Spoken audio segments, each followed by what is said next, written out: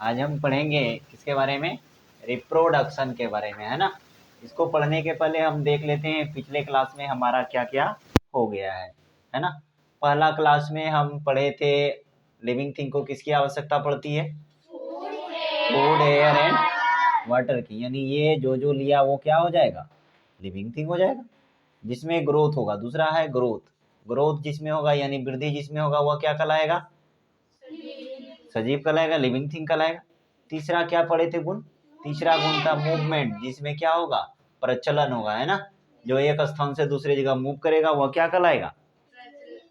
वह सजीव कहलाएगा, है ना। अब तीसरा है रिस्पॉन्स टू स्टिमुली, है ना।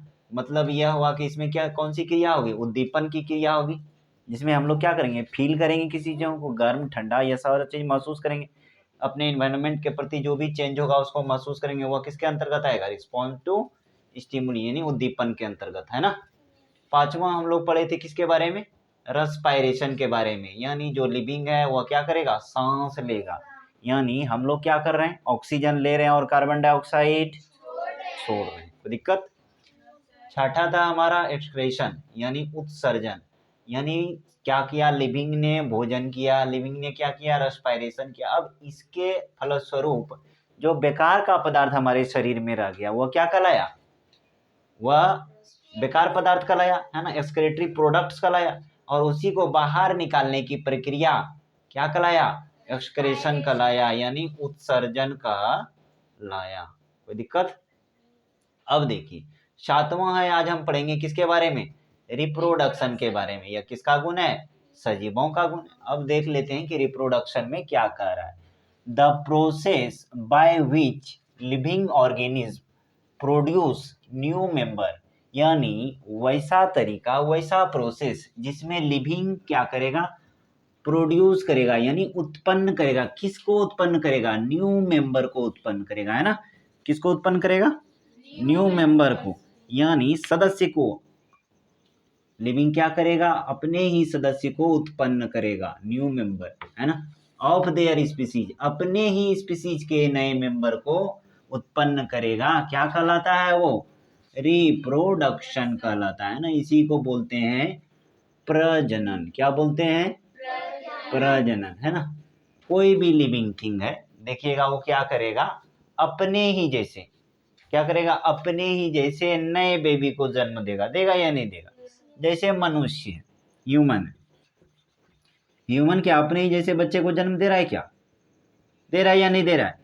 ऐसा तो नहीं है कि कोई और चीजों को जन्म दे दिया है क्या। और दूसरा देख लीजिए, जैसे कैट है, कैट भी क्या करेगा? अपने ही जैसे जीवों को जन्म देगा। देगा या नहीं देगा? एलिफेंट है, एलिफेंट अपने ही जैसे को देगा कि नहीं देगा? यानी लिविंग का एक गुण है कि वह अपने ही जैसे नए जीवों को, अपने ही जैसे नए जीवों को जन्म देता हो, नए जीवों को जन्म देता हो, है ना। जैसे ह्यूमन है, ह्यूमन को जन्म देगा, कैट को देगा, एलिफेंट को देगा। ऐसा सुने हैं कि एलिफेंट जो है बकरी के बच्चे को जन्म दिया है? सुने हैं क्या? नहीं।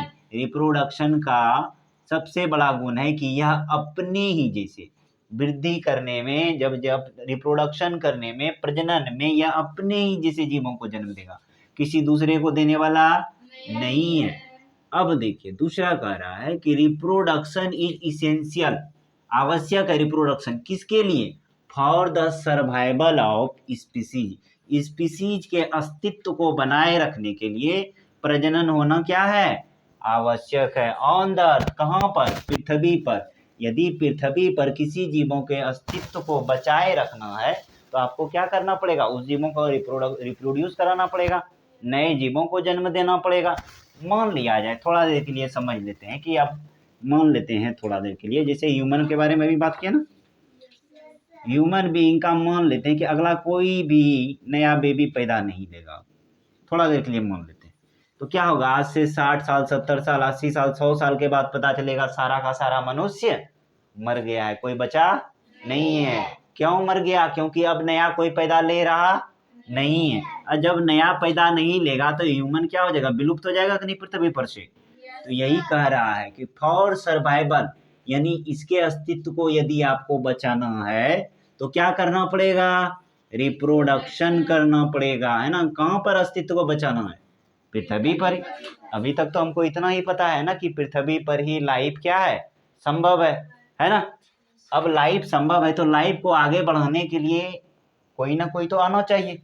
तो कौन आएगा, अपने ही जैसे नए जीव आएंगे कि नहीं। हमारे बाद कोई हमारा ही नया जीव आएगा। बिल्ली जो है वो धीरे धीरे बूढ़ी होगी, लेकिन वो अपने बच्चों को नए जन्म देगी कि नहीं देगी। तो वह अपने बच्चों को जब जन्म देगी तो वही फिर आगे धीरे धीरे बड़ा होगा, फिर अगला वो बड़ा होगा। तो इस तरह धीरे धीरे पीढ़ी दर पीढ़ी या क्या चलता रहेगा। और जो मर गया, जो अपने ही जैसे जीवों को जन्म नहीं दे सका, उसका अस्तित्व धीरे धीरे समाप्त हो जाएगा। जैसे हम लोग डायनासोर के बारे में जानते हैं, डायनासोर अब क्या कर गया, विलुप्त कर गया है क्या पृथ्वी पे, नहीं है। क्यों नहीं है, क्योंकि अब डायनासोर का नया पीढ़ी आया ही नहीं। नया पीढ़ी नहीं आया तो अब क्या डायनासोर बचा, नहीं, डायनासोर निपट गया है, कोई दिक्कत। अब देखिए, अब इसका एग्जाम्पल बताइएगा कि अच्छा एक बात बताइए, ह्यूमन लिविंग है या नॉन लिविंग, लिविंग है।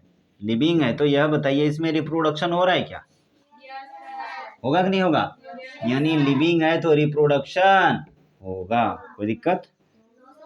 अगला एग्जांपल लिखिए, एलिफेंट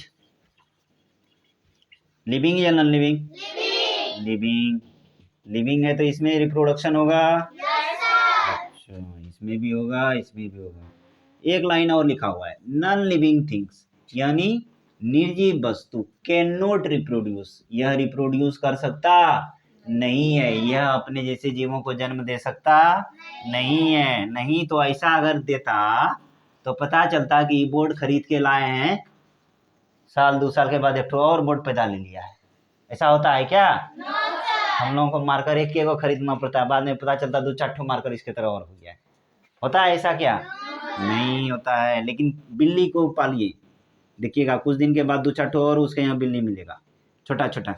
तो वो क्या कर रहा है, सजीव है तभी तो अपने जीवों को बढ़ा रहा है या नहीं बढ़ा रहा है। अब अगला एग्जांपल दीजिए, डॉग है। डॉग है, डॉग क्या अपने जीवों को जन्म दे रहा है, अच्छा ये बताइए, डॉग लिविंग है या नॉन लिविंग, लिविंग है। लिविंग है तो यह जन्म देगा या नहीं देगा, देगा, कोई दिक्कत। अब तरीका अलग, अब जिसे प्लांट के बारे में हम बात करते हैं थोड़ा सा। प्लांट है, प्लांट में देखिएगा नए जीव, प्लांट अपने ही जैसे जीवों को जन्म देगा, लेकिन किस तरीके से, यह बीज में आएगा, सीड जिसको बोलते हैं ना, सीड इस तरह कुछ होगा। अब जब इसको हम मिट्टी में लगा देंगे तो इसी से धीरे धीरे क्या होगा, एक ऊपर तरफ जाएगा और एक नीचे तरफ जो जाएगा वह हो जाएगा रूट, ऊपर तो तरफ जो जाएगा वो हो जाएगा सूट, है ना। जिसको तना वाला पोर्शन ऊपर में पत्ती शाखा सारा चीज आएगा, नीचे वाले में जड़ आएगा कि नहीं आएगा। यही फिर धीरे धीरे बड़ा होते क्या हो जाएगा, एक दिन प्लांट बन जाएगा या नहीं बन जाएगा।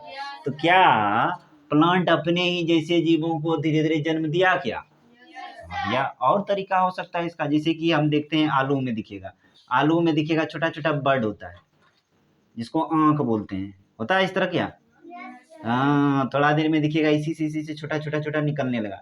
तो अब यह निकलने वाला पार्ट क्या करेगा, एक पार्ट ऊपर चला जाएगा और एक पार्ट नीचे, तो यह कहला जाएगा रूट और यह कहला जाएगा शूट।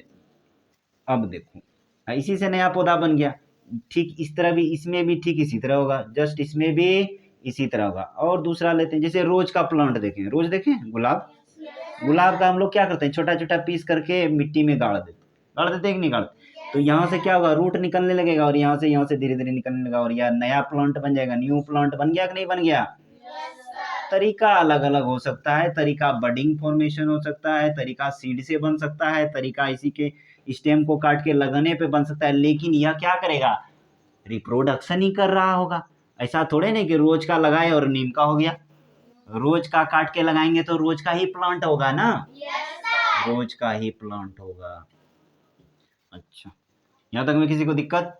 अब आलू का लगाए थे तो अगला पौधा किसका निकलेगा, अरबी का निकलेगा क्या, कि गाजर का निकल जाएगा, अपने ही जैसे जीवों को। आलू का पौधा लगाए तो ये अगले दिन क्या बन जाएगा, आलू का ही बनेगा ये नहीं।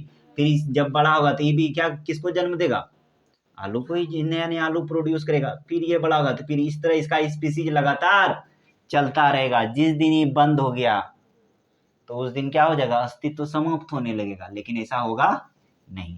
कोई दिक्कत यहाँ तक? रिप्रोडक्शन में किसी को दिक्कत है क्या? ठीक है।